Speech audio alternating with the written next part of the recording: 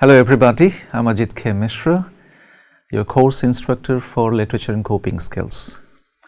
I'm back again with another set of lectures for you. This time we're going to talk about personality. You all know personality is a very complex area because most often people tend to misconceive the idea of personality.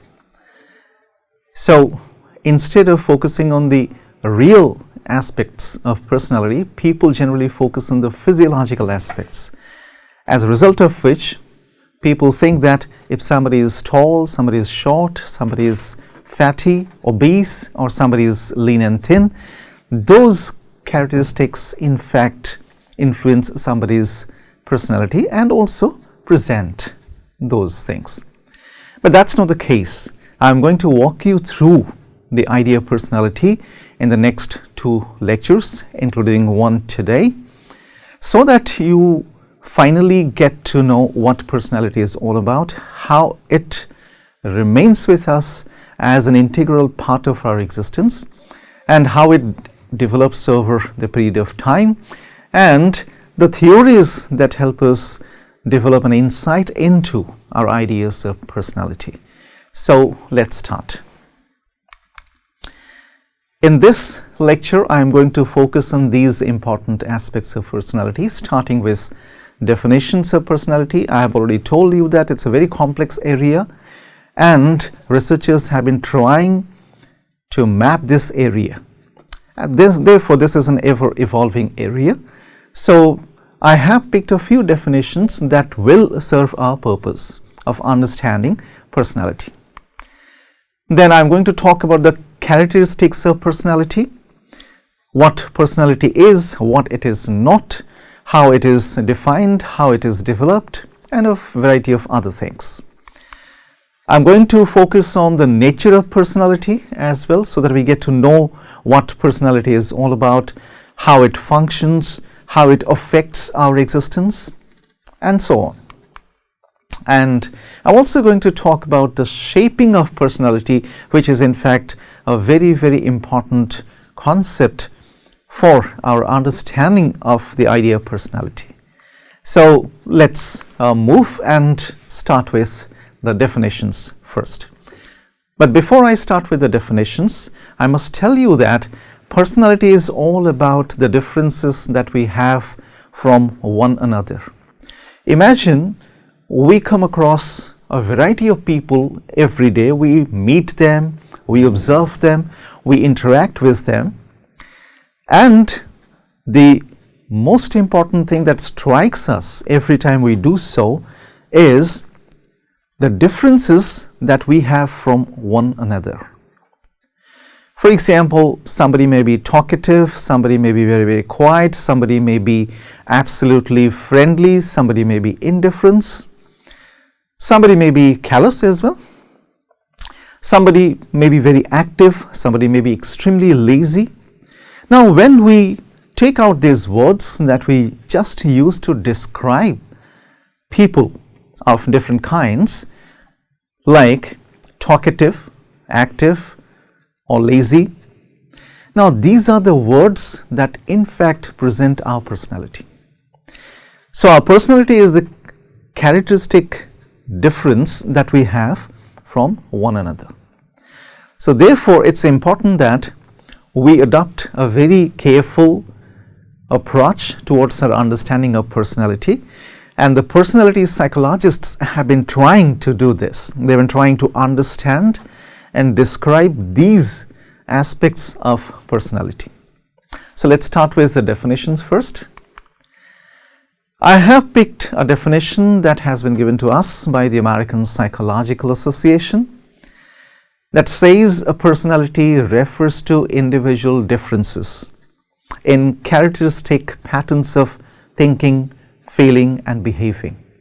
I've just talked about it, citing the example that we all are different from each other because we think differently, we feel differently, and we also behave differently. And these differences, in fact, continue to create our personality. So therefore, it's important that we understand these differences in our thinking, in our feeling, and in our behaviors as well. The second definition has been taken from Randy Larson, who says that a personality is a stable, organized collection of psychological traits and mechanisms in the human being that influences his or her interactions with and modifications to the psychological, social, and physical environment surrounding them. This is a very, very important definition for our understanding of the idea of personality, because Larson is focusing on personality as a stable concept. That means personality doesn't change frequently. If we have a certain kind of personality, if we develop a certain kind of personality in ourselves, it means that it's not going to change frequently. It may experience some moderate changes, but will not change drastically. So therefore, it's a stable and organized collection of psychological traits. This collection of psychological traits is very, very organized. So this organized collection, in fact, makes our personality stable, and then these things influence our interactions, and they also lead to the modifications of our psychological, social, and the physical environment surrounding us. So if we look at this definition, it may appear to be a little technical because it comes to us from a psychologist, but Larson and his friends are also talking about the same things. They're also talking about these characteristic differences in the patterns of our thinking, feeling, and behaving. The way we think, we feel, and we interact with our psychological, social, and physical environment. So, in a way, these two definitions may appear to be different, but they are pointing towards the same elements. Let's take a look at the other definitions. A third definition. It's taken from Carl Jung, the father of American psychology, who was of the view that personality is the supreme realization of the innate idiosyncrasy of a living being. The innate idiosyncrasy, what exactly is that? The uniqueness, the differences that are innate. And these are those idiosyncrasies or this uniqueness or the differences that make us unique, that differentiate us from others. Therefore, they are unique and they are idiosyncratic as well. It is an act of high courage flung in the face of life. High courage because we have to interact, we have to behave in a certain environment. It may be a psychological environment, maybe a physical environment, maybe a social environment. But we behave. That requires a great amount of courage. In the face of life, because it's not an easy thing, because we have to behave, we have to act in a certain manner so that we can carry our lives forward, that requires a great deal of courage. The absolute affirmation of all that constitutes the individual. It's the absolute affirmation of all that constitutes the individual. If my individuality is constituted by something, it has to be absolutely affirmed, so that I emerge as an individual, as a unique individual, as an individual that is separate or different from all other individuals around me. So, Jung is also focusing on these differences. The most successful adaptation to the universal condition of existence, coupled with the greatest possible freedom of self-determination. So, that is how we actually move towards self-determination, and this can happen only when we are successful in adapting to the universal conditions of existence.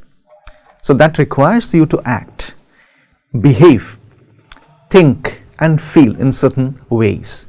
So in a way, Jung is also focusing on those critical elements of personality that are thinking, feeling and behaving that the other two definitions, the earlier definitions, have focused on. Let's move to the last, the fourth definition. According to neurologist Paul Rowe, personality is an individual's predisposition to think certain patterns of thought and therefore engage in certain patterns of behavior.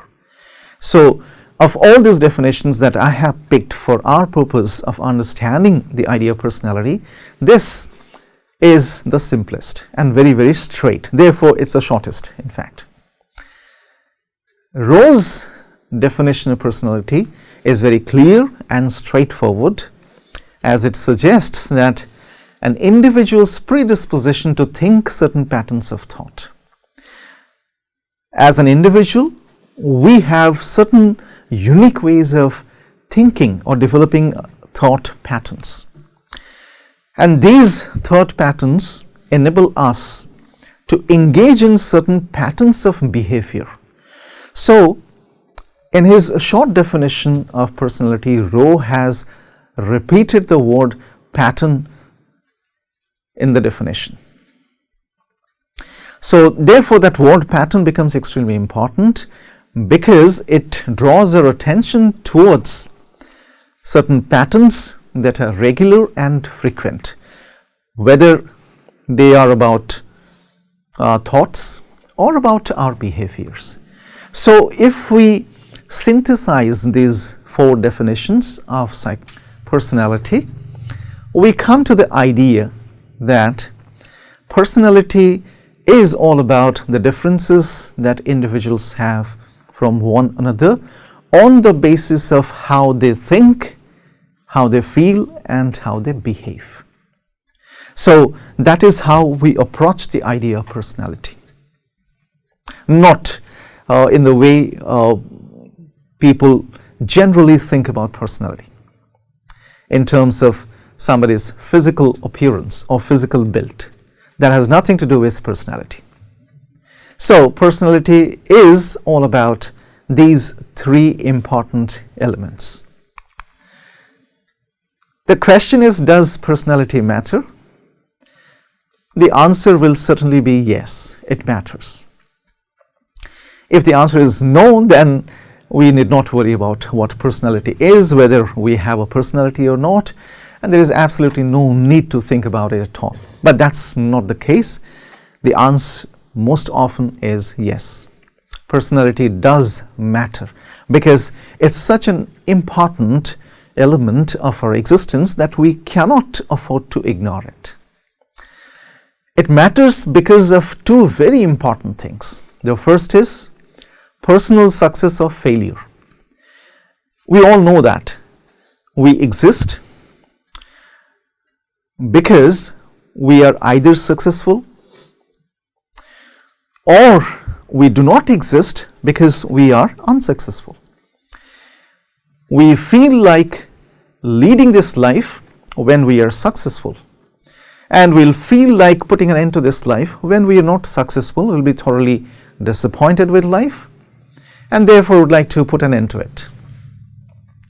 So, personality matters when it comes to personal success or failure, because personal success, that includes interpersonal success and interpersonal success as well, is largely determined by our personality elements.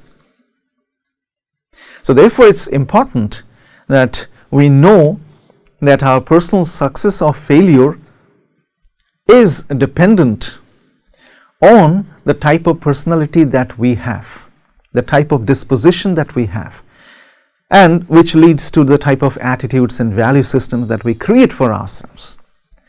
So, when it comes to interpersonal success or failure, we need to understand ourselves extremely well so that we emerge as an individual and we find it easy to interact with people around us. We do not either shy away or we do not enter into conflicts with people around us. So we have a healthy intrapersonal relationship. Therefore, we also have a healthy interpersonal relationship. If it is not so, that means it will lead to failure. The second thing, that is health and well-being. Of course, our personality does determine and influence our health, both physical and mental health, and our overall well-being. So, if we do not have the right kind of personality, if we do not nurture our personality well, if we do not take care of our personality, that means we'll definitely find ourselves in the grip of certain mental disorders, mental disturbances, and these mental disturbances will definitely multiply, compound to lead to our physical deterioration, the deterioration of our physical health. So therefore, health and well-being are very closely associated ideas, very closely allied conditions. Our physical and mental well-being or health are also influenced to a large extent by the personality types that we have and how we nurture, how we take care of those personality types. So therefore, personality matters. Is personality always present in us? The answer is yes. It is always present. It cannot be separated. It is so integral to our existence that it cannot be separated. Therefore, it is always present in us. Personality is a combination of the innate dispositions and inclinations and the influence of environmental factors. Now, this is a very important concept which will help us understand personality in a better way. It's a combination of certain innate dispositions and inclinations. That means we have certain dispositions that are inherent, natural, hereditary, and we have certain approaches that are also innate and inherent. Those are the inclinations. And along with these dispositions and inclinations that are inherent, we also pass through stages of the environmental influence. There are certain environmental factors that influence our disposition as well. It's not that the innate disposition will finally come up and be reflected as our personality. It may not be so. It might get into some kind of combination with the environmental influence, and then a combination of both the things will come out as our personality or as our disposition. So therefore, we need to understand this combination of innate dispositions and inclinations on one hand, and the influence of the environmental factors. For example, if somebody is born with certain dispositions, certain innate, inherent dispositions and inclinations, and if that person is made to be brought up in a certain environment, in a certain cultural condition, the person will definitely acquire certain influences, certain dispositions as a result of the influences of the environmental factors. So, a combination of his or her innate dispositions and the environmental factors will finally determine what kind of personality the person will have. Therefore, it's important. Personality is stable, we all know that. Most of the theorists are of the view that personality is stable. It doesn't change frequently, it doesn't change substantially. But at the same time, they are also of the view that personality can undergo certain changes. Those changes may be minimal, but those changes can happen to the personality. And those changes can be radical when the personality, or when a person, an individual, is suddenly exposed to intense emotional experiences. It may be an accident of an extreme kind, so that might lead to a sudden change in the personality type or the disposition of that person. But that apart, personality is generally stable. So personality has different components and characteristics. There's no doubt about it. It has different components and characteristics.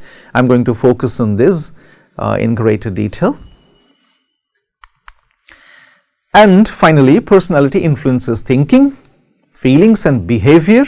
We have already got to know about that from the definitions that we discussed a while ago.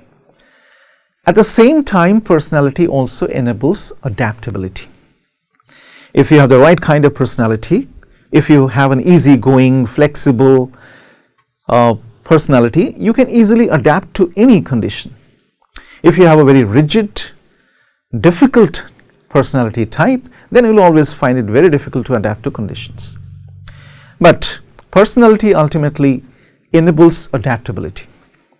It makes us adaptable. And finally, personality empowers our survival skills, because we know we need those skills to survive.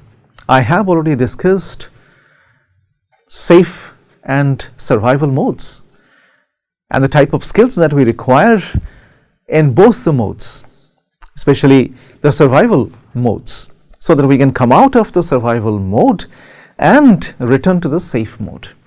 In order to be able to do so, we need certain survival skills, and our personality in fact empowers those survival skills in us. We'll get to know how. So let's take a quick look at the characteristics of personality so that we understand what they are. I have listed 4 here. It has a certain sense of consistency. That means if I have a certain type of personality, then there is every possibility, every reason that I'll behave according to that particular personality type in a variety of situations. The situations may differ from one another, but I'll behave in a similar manner in those different situations. The second characteristic of personality is that although it's a psychological construct, it is also influenced by our biological needs and types. So therefore, it's a combination of psychological and physical elements. The third, behaviors and actions. How we behave, how we act are largely influenced by our personality types. Whether we get along with people or we're not comfortable in the company of people. So everything is determined by how we behave or how we act by personalities. And then multiple expressions. So it's not that we express in a singular way. In fact, we express in multiple ways. For example, we do not only behave in a certain manner, we also express ourselves through the kinds of relationships that we have, through the kinds of associations that we have with people around us, and a variety of other things. So personality is also characterized by multiple expressions. And then to the most important of all these things, the shaping of personality. How are personalities, or how is a personality shaped? Is it shaped at all? Yes, it is shaped, because there are several factors that influence the personality of a person. Therefore, it's important for us to take a close look at the shaping of personality, and especially those factors that result in the shaping of personality.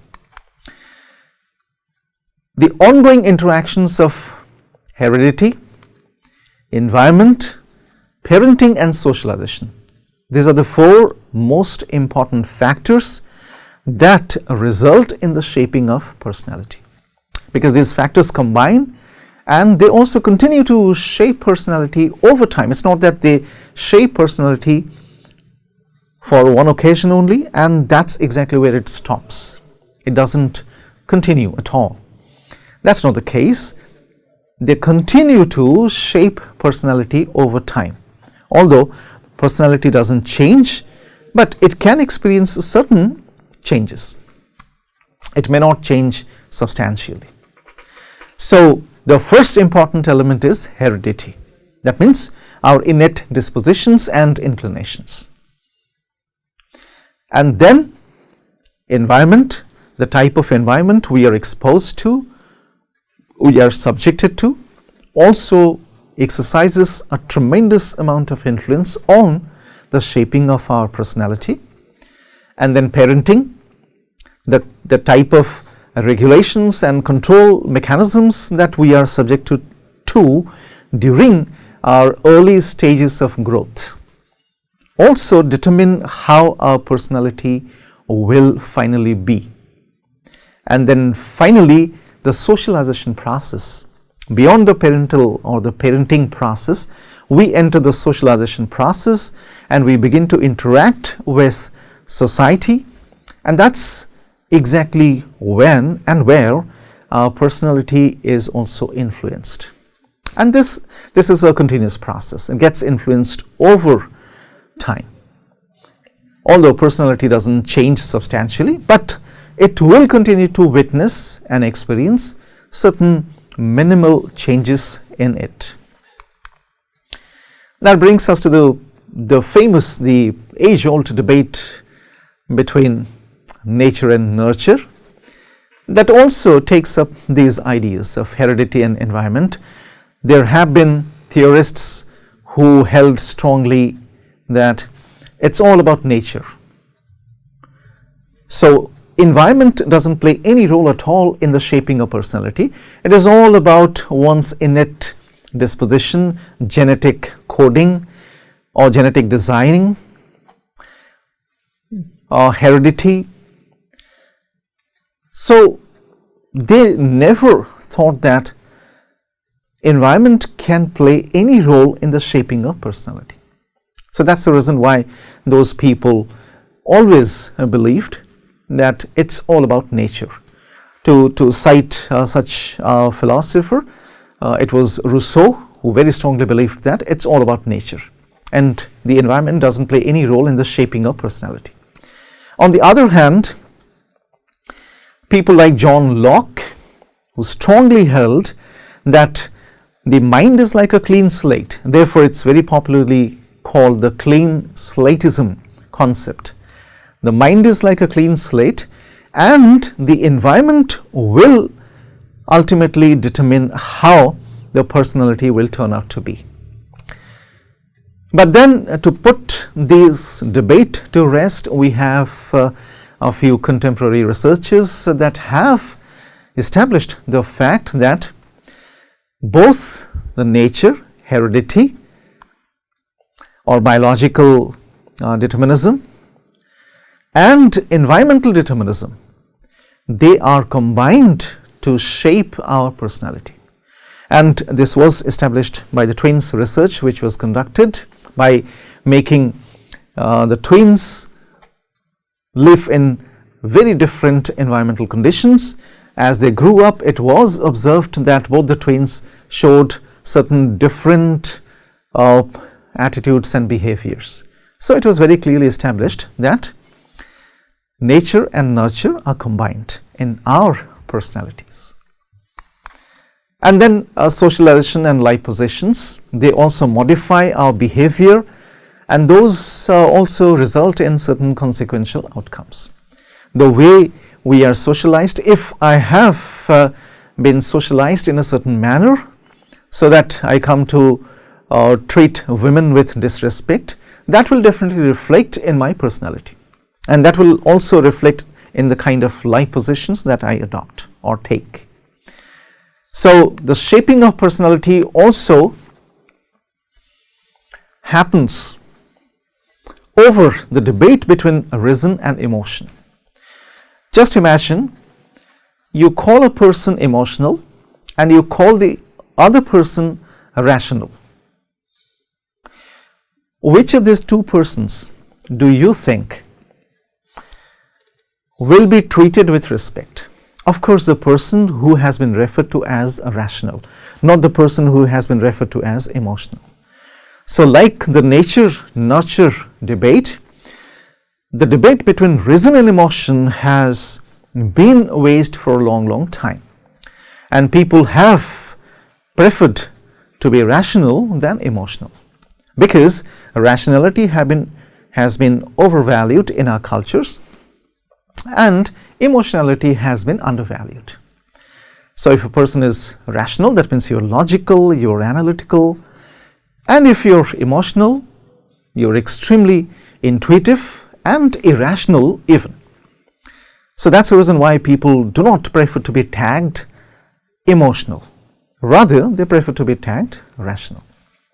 But recent studies have established the fact that both thought and reason on one side and emotions are our guiding factors.